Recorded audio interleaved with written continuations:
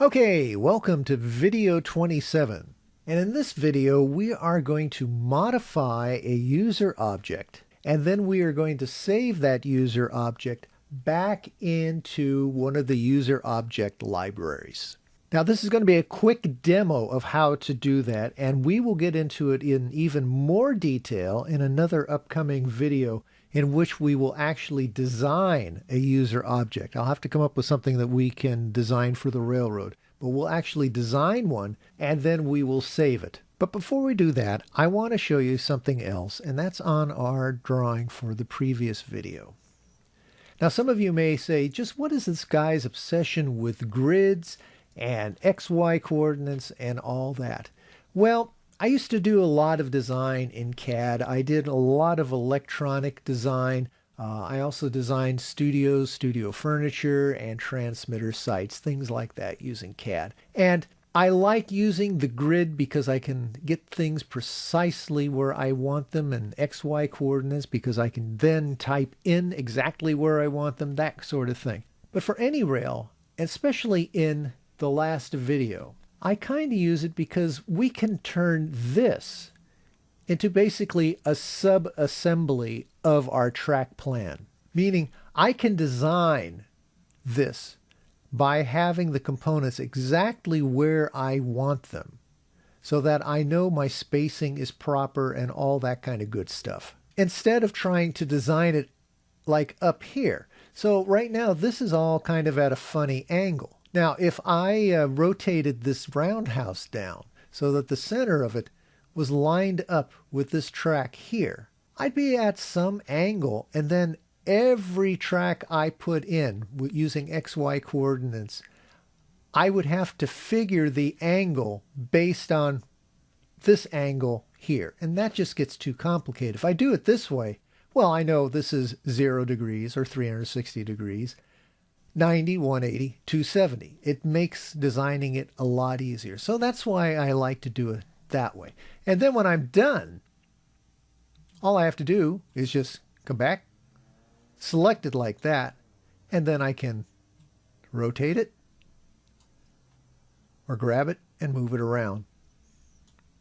And it just makes life a little easier. I mean, you can do that with a lot of things on your railroads. You could design them as a sub-assembly, store them somewhere on another drawing, pull them in, kind of like the pre-built entities drawing that I keep talking about I'm going to show you and never do. But that's why I do that. So let's get back to the video at hand here. Now I'm only using a 4-foot by 4-foot grid here because it's just easier to show you what's going on. So let's go get that turntable, and it just pops in. Everything seems to like pop in. I don't know. I haven't quite figured it out. Someday I'll figure it out. So I'm going to lose the Walders over here because I don't really need that. Now you'll notice I have a bunch of layers here. And the reason I have these layers is because I want to be able to put all of the elements that we're going to add to this turntable on a separate layer. That way, as I'm working, I can turn those layers on and off in case one of them gets in my way. Now, when we turn this into an object, it's going to flatten this drawing down. And flatten means it's just going to take all of these layers and it's just going to turn it into one layer. Unfortunately, AnyRail will not save the layers on an object, which is probably a good thing because in CAD you can save the layers of an entity that you have made, but then naming all those layers so they don't collide with other layers, it just gets too crazy. So it's going to flatten all these down to one layer. So we're going to start with what we showed you in the last video, and that is we are going to put in our 2 crossed lines to find the center of our turntable. Now in the last video, I took this and I aligned this box to the grid using my arrow keys, and I just put it on there like that, and I moved it over like that, and I said that looks pretty good, and I drew my lines. Now in this video I wanted to be a little more accurate. You don't have to be, but I wanted to be a little more accurate. So I decided I'm going to zoom in here. And there we go. We're off a little bit, so let's move that up. That looks good. And that looks good. And you'll see our little center line here. The handle on this box is exactly on a grid. Well, that's cool, you say. But if I zoom back out, look what happens. The box starts going off the grid. And no matter what I do, I can't get it to stay on the grid. I thought, well, maybe this was designed in metric. So I switched to metric under my measurement system. And nope, that didn't make a difference. It just moves off the grid. And I pulled in other objects out of the library and tried that, and it did the exact same thing. So what I'm going to do here is I'm going to do something slightly different. I'm just going to bring this up randomly and put it there like that. Now, let's go back to settings real fast. For designing, I went to 1/64th of an inch precision. I have my snap to grid set to 1/64th of an inch. But I'm going to turn off snap to grid for the first part of this. So let's turn that off. And then what I'm going to do is I'm going to come over here, put my mouse in that corner, and I'm going to right click. I'm going to say add line. I'm just going to drag it down. Select a turntable. Do the same thing. This is just what we did in video 26. Only this time we're going to be a little more precise. Okay. Now, I have snap to grid off, which means I can place these entities anywhere I want. They're not going to shift in any direction trying to snap to a grid. So I'm going to come up here, and I'm going to move this line and put it right in the corner. And I got it pretty close. But how I'm going to do this, and I've done this on other CAD drawings as well, is I'm going to take a pen and I'm going to place it on the screen at the corner of the box. And then that will allow me to move the endpoint to where I have the pen. This is kind of a low-tech solution, but it works. So pretend there's a pen on the screen. Or if I can find a nice image of one, I'll put it into the video when I edit it. So I'm going to put my pen there. I'm going to grab that, and I'm going to pull it down. And then I'm going to select it, and you can see I'm really close. Really, really close. I'm not going to worry about that. So let's go over and let's look at this side. And again, I'm going to take my pen. I'm going to hold it onto the screen. You don't want to push too hard because you don't want to ruin your screen. If I was still working and I was at work, I wouldn't mind because the company would buy me a new screen. But I don't want to replace my screen. So let's turn that back on. And let's go in. And we're right on. We'll do the same thing down here.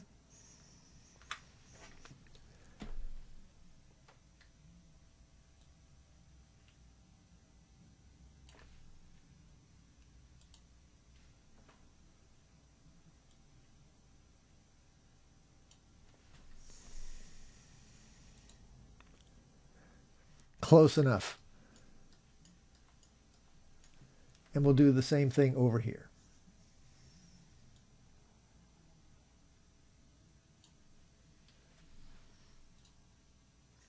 Looks good. Okay, so now we have our center of the turntable. Now we can come back up here to settings and I can turn on snap to grid. And it's not going to move these guys. You'll notice as I zoom out, notice how it moved away? But if I zoom in, it starts moving back in. So let's put snap to grid back on. And there we go. So there is our center. Now, once again, we are going to do the same thing we did before. We are going to pull these back and put them on the outside of the turntable. So let me do that. And I'll be doing that by grabbing the endpoint holding down the shift key so I go in a straight line. So let me do that.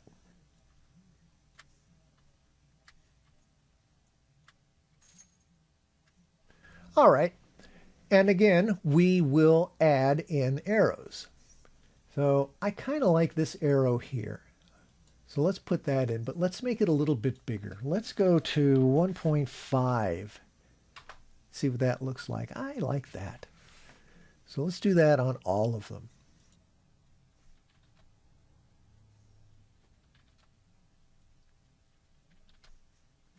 All right, now we've got our arrows and we've got our center of the turntable. So we will now rotate those around. And I'm going to move them 45 degrees. So we'll do 30, 10, and 5. All right. Now, when I was doing this earlier, I noticed that with the arrow, it sort of overhangs the edge. So we want to be fairly accurate. So I'm just going to come in, I'm going to grab that endpoint, hold down my shift, and I'm going to move it back. That one looks good there. Let's look at the top one. It's over a little bit. And let's look at the bottom. I'm moving the drawing by using my arrow keys, by the way. All right. That's not what I wanted. Okay, now let's take our arrows and our lines and let's put them onto the arrows layer. And then that way we can make them go away if need be. Oh, one thing. If you notice that there's the little circle here at the end of the arrow, if you don't want to see that, go to Show and turn off control points. And that makes it go away. But it also turns off control points for other things. But you can turn them off that way. Now, I could also make these lines a little bit thicker if I wanted to. I could come up here and I could say 1/8 of an inch. In fact, I think that actually looks fairly good. So let's do that on both. All right. Let's zoom in, make sure it didn't push the ends out. And of course it did. So we'll straighten that out. Let me do that.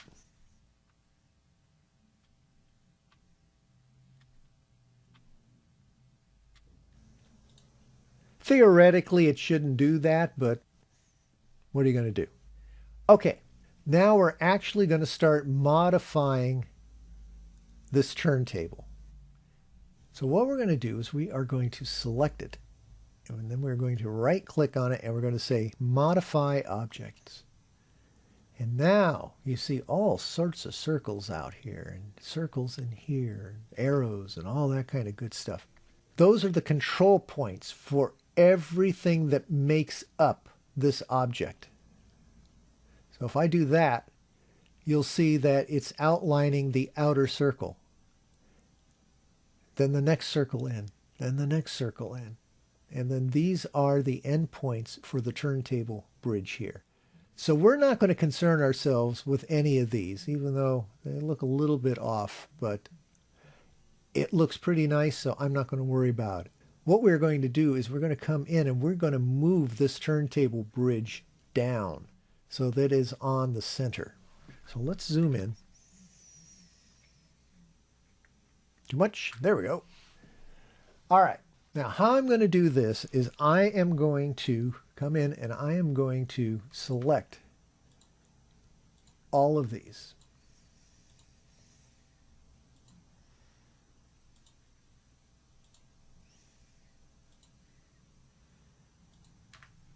And then I'm going to grab one of them and I'm just going to pull this down. And I'm going to line up the center circle with my line and arrow here. So let's go in a little tighter. And let's take a look at what we got here. That looks pretty darn good, doesn't it? It's about the same on either side. So let me just use the arrow key and slide over here. And that looks pretty darn good. I mean, if you look at this part of the grid here and this part of the grid here, I got about one box on either side. And I could count them up. 1, 2, 3, 4, 5, 6, 7, 8, 9, 10. And 1, 2, 3, 4, 5, 6, 7, 8, 9. So maybe it needs to come down a little bit. We can try pulling it down a little bit. Try and get the same slice there and there. So let's go back out, take a look and see what we got. All right, I think that looks much, much better. So let me deselect all of that.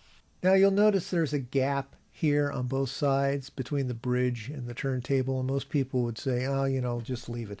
But I'm going to clean that up a tiny bit. So what I'm going to do is I'm going to turn off my arrows, get them out of the way. And then I'm just going to zoom in here, and I'm going to grab each one individually. And now I can't hold down the shift key or anything to make it go in a straight line, so I'm just going to be very careful, and I'm going to slide it over. And let me do all of them.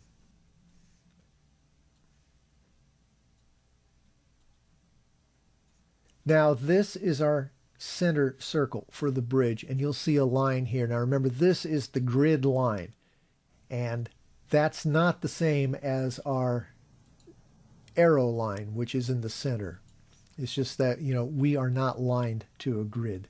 So let me go do the other side here. And like I said, most people, you know, wouldn't bother you at all.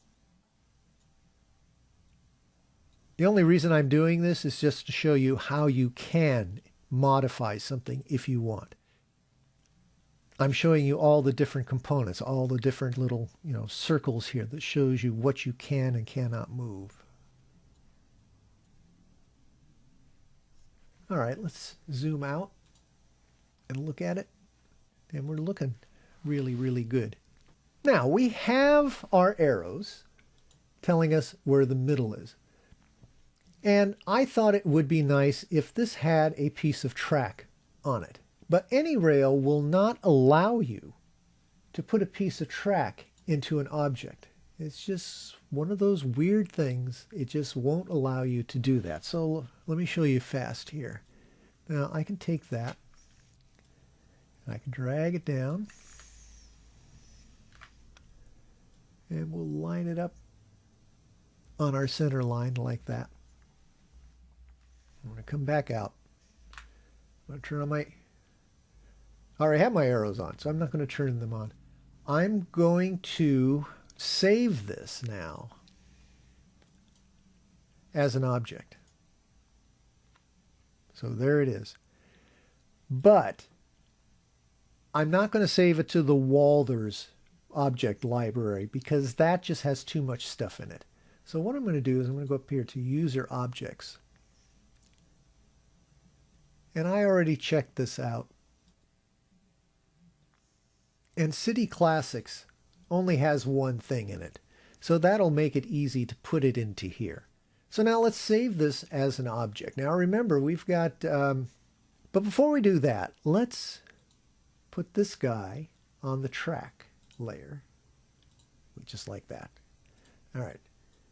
Now we have all those layers over there, and we're going to select this. And we're going to go Save as Object. So up pops this box, and it asks you all sorts of questions. So what is the category? Well, we are going to say it's a structure. What scale? Well, for this demonstration, it's HO. What name do we want to give it? We'll call it Modified Turntable. Manufacturer. We want to put it in the City Classics library. So we will select City Classics. Part number. We'll make up a part number. 000-0000. Description.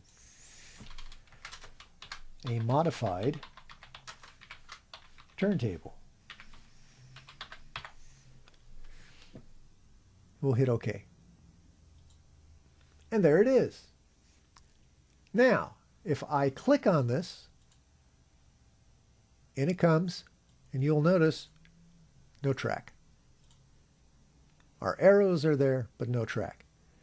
Also, if I come over here and I say turn off arrows, they only go away on this drawing. They do not go away on this drawing.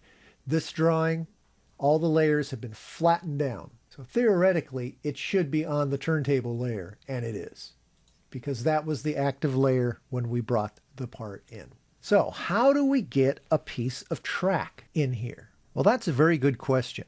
Now, what I did was I made a fake piece of track that I put in here. And how I did that was I did it this way. I'm going to turn my arrows back on so that I have a reference to work with. And I'm going to zoom in here. Now what I'm going to do is I'm going to draw a line across here. And if anybody has a better idea, please let me know. But this is the way I came up with. And like I said, a lot of times I just play with the program until I beat it into submission and make it do what I want it to do. And this is what I came up with. So let me draw that line across there. So let's take a look at where this arrow is at. And we will try and get this line on the same Y as my arrow line. So come up here and we look, and we don't care about the X because we want to keep the line at its current X for right now. We're concerned with the Y. So that's 23 and 25/32. So I'm going to copy that. I'll come over here and I'm just going to paste that in. Hit enter and you'll see it move down. Now we're going to do the same over here because that should be the same. 23 and 25/32, correct? Go to our line. We'll paste that in. Okay, now we have a line that's exactly on the center line here. Now I keep telling you this, I'm using the Walther's Code 83 track. And I did some quick measurements last night, and it doesn't have to be precise. So I'm just going to come up here, and I am going to say that the line width is 7/10 of an inch. That's what I measured quickly on the outside of the rails of the Code 83. So I'm just going to type in 0.7. And then I'm going to change the line color to that gray that they use for the track. So now we got something that looks like a piece of track running down the middle of the turntable bridge. So I'm going to drag this back now. Hold down the Shift key. I'm going to drag that back. I'm going to drag it back to right about there. And I'm going to do the same over here. So that doesn't look too bad. I'm going to try and select my arrow here. Let's see what we can do. Now, you know what? Instead of selecting the arrow, I'm going to select my line and I'm going to say send it backwards 1. Send it backwards again. There we go. Because I think I would rather have the arrow on top so I can see all of the arrow. And then that way when I bring track in, I can just line it up with the tip of the arrow. Now let's make this look a little more like the track does. Here, let's get a piece of track. And you'll notice it has that black line around the outside. So let's get rid of that. And let's do the same thing we just did, putting in this gray line. So I'm going to come over here. I'm going to say add line. Come over to here.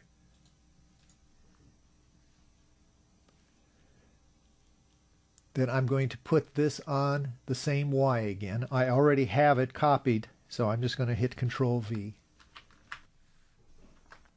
Enter.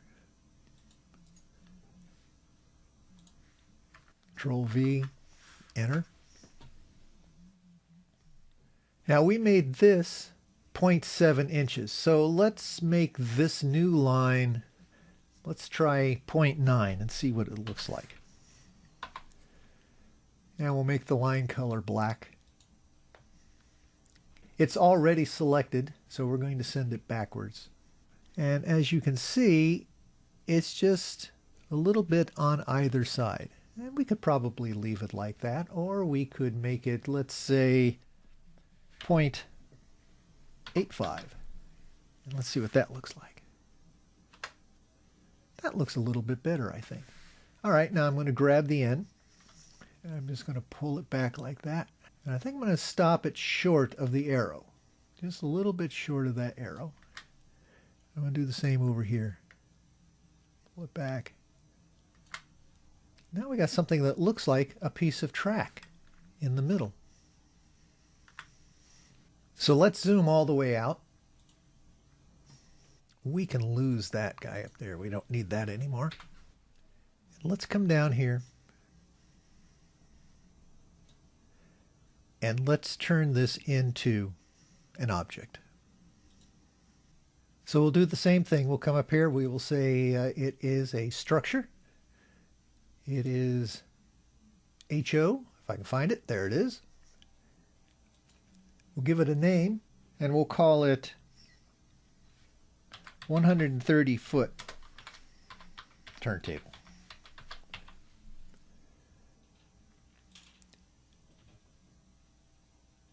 Because we want to hide it in the City Classic so we can find it easy, we'll just put it there for right now. We'll give it another part number.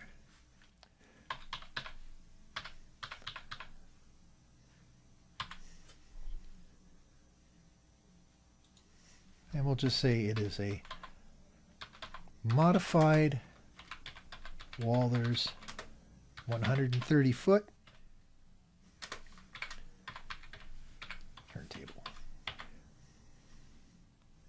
And we'll hit OK. There's our turntable. Now, let's bring that turntable in, see what it looks like. And there it is. Now, if we need to bring a piece of track in, we just put a piece of track in, and we can line that track up with that, and we're going to be pretty close. I can come in here and I can get it even closer if I want to. But at least this way I know where the track ends are on the turntable. So that's how you can modify an existing object, make all your changes, and then save it under a new name if you want. Now I'm going to get rid of that piece of track and our turntable that we made. Okay, so I'm going to do a little update here. When I was editing this video, I got a comment from a guy named Peter who lives in England. And he pointed out that if you go to the Pico, and I hope I say that right, 00 gauge library, they have a turntable in there that has all of the index points all the way around it. And I thought, well, that's kind of interesting. I'd like to see that. But I can't find it in the Pico library in this program. For some reason, even updating the libraries, I can't find it. But I'll keep looking. But he also said that on the Pico turntable, the outline box, let's go grab that turntable. The outline box, as you can see, let's move that again. This guy, and we talked about it earlier, he said that it's right up against the outer circle of the turntable. And I got to thinking, why is the box on this one so big? So I'm going to make that go away. So I got to thinking about that, and I realized that if you go to one of these circles, which outlines the circle of the turntable, you'll notice the orientation of them. So like this one up here is at 0 degrees. This one here is at 90 degrees, all the way around. And I thought, oh, okay, I get it now. This is the way I would design the turntable and the way I have shown you. You work with known compass points because it makes it a lot easier. So what I'm saying here is, if you look at this, now the line is right on the edge of the turntable. So I thought, well, let's see what happens here. So we'll select the whole thing, and we're going to rotate it. Just like that. Now, when you rotate something, the box rotates with it. But if I do this, click out here, and then come back and do that, now you'll notice that the box follows the outside edge of the turntable. So now what we have to do is we have to select our arrows and the turntable bridge. And we'll just do it like this. And then we'll come in and we will say rotate. And now we'll go clockwise 45 degrees. Oops, gotta say OK. Now our box is lined up like that. We can come in and we can say save as an object.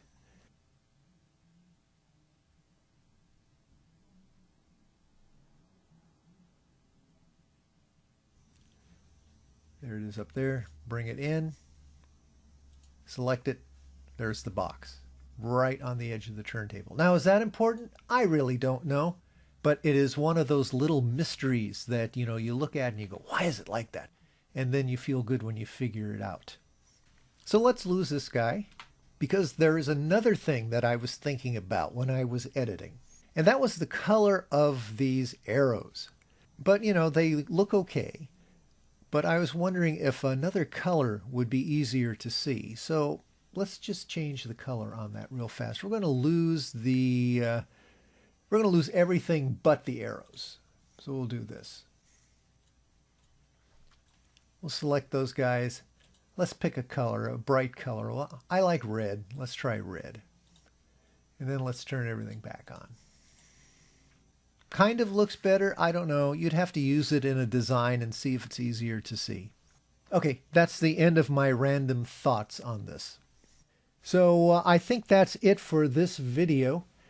Coming up, we're going to do a video on let's design an object from scratch. And I think that'll be a lot of fun. We'll be using a lot of XY coordinates, and we'll be back on that grid again, and it should be interesting. So I hope you found this one useful, and we'll see you in the next video.